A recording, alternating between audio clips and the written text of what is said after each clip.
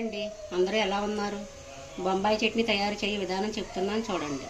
కావలసిన పదార్థాలు: ఉల్లిపాయ, పచ్చిమిర్చి, అల్లం, కొద్దిగా కొత్తిమీర, పోపులు అంటే మినపప్పు, శనగపప్పు, ఆవాలు, జీలకర్ర వేయకూడదండి, కొద్దిగా కరివేపాకు, చట్నీకి సరిపడా శనగపిండి.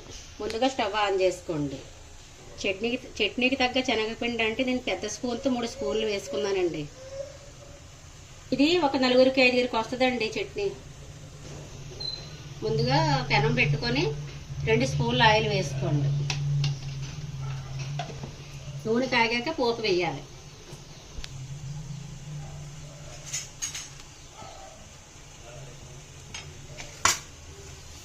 నూనె కాగింది కదండి, పోపు వేస్తున్నాను చూడండి. కొంచెం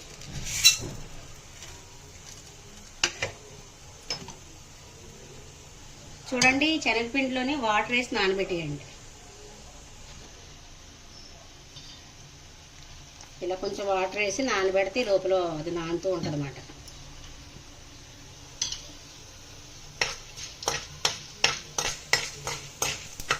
చూసారా, పోపు వేగిందండి.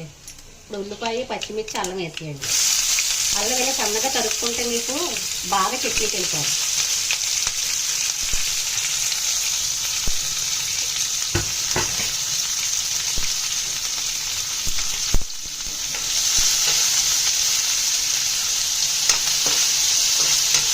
ఇలా కొంచెం వేసుకోవాలి. చూసారు, ఉల్లిపాయ బాగా వేగింది కదా. కరివేపాకు మనం ఇలా చిరిపి వేసుకుంటే దీని ఫ్లేవర్ అంతా చట్నీకి వెళ్తుందండి. ఇలా చిన్న చిన్న ముక్కలుగా చిరిపేసి వేసుకోండి.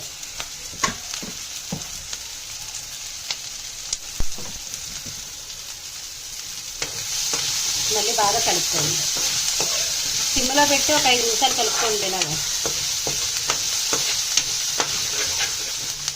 ఎప్పుడైనా చట్నీలకైనా దేనికైనా మీకు చెప్పాను కదండి, కొంచెం మంట తగ్గించుకుంటేనే బాగా ఎగుతాయి మాట. బాగా వేగాక ఒక కొంచెం పసుపు వేసుకోండి.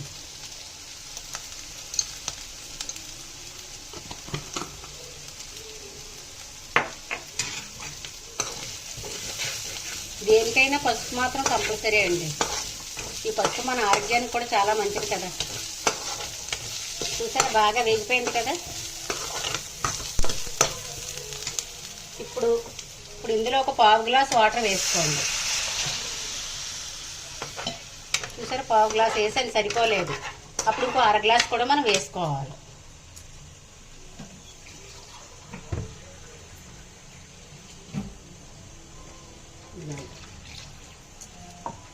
ఎందుకంటే మనం చట్నీకి పిండి వేస్తాం కదా, వేయబడికి చెక్కబడిపోద్ది అన్నమాట. అందుకని కొంచెం వాటర్ ఎక్కువ వేసుకుంటే మంచిది. ఇందాక 1/2 గ్లాస్ వేసాను కదా, మళ్ళీ అదే గ్లాస్తోని 1/2 గ్లాసు కొంచెం ఎక్స్ట్రా వాటర్ పోసాను. తర్వాత ఇందులో మళ్ళీ గల్ల ఉప్పే, ఇదే మనకు బాగుంటుంది, వేసి మూత పెట్టేసేయండి.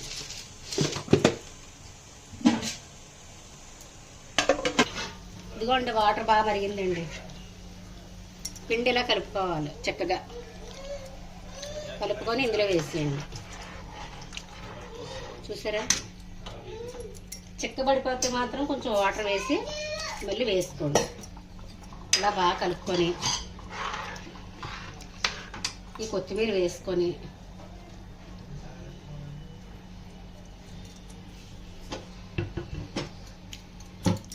ఒక 5 నిమిషాలు సిమ్లో ఉంచేయండి.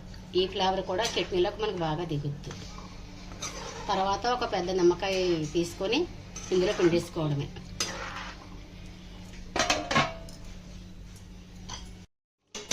ఇదిగోండి, చట్నీ బాగా ఉడికింది కదా. ఇప్పుడు స్టవ్ ఆపేసేయండి. స్టవ్ ఆపుకున్నాక ఇలా నిమ్మకాయ పిండేసుకోవాలి. పులుపుని బట్టి పిండుకోవాలండి. తక్కువ పులుపు తిన్న వాళ్ళు తక్కువ పిండుకోండి. ఎక్కువ పులుపు కావాలన్న వాళ్ళు కొద్దిగా ఎక్కువ నిమ్మరసం పిండుకోండి.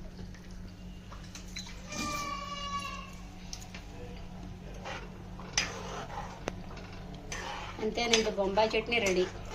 ఈ చట్నీ దోశల్లోకైనా ఇడ్లీలోకైనా చాలా బాగుంటుందండి. మీరు కూడా ట్రై చేసి చూడండి. ఓకేనండి, మరి ఉంటాను.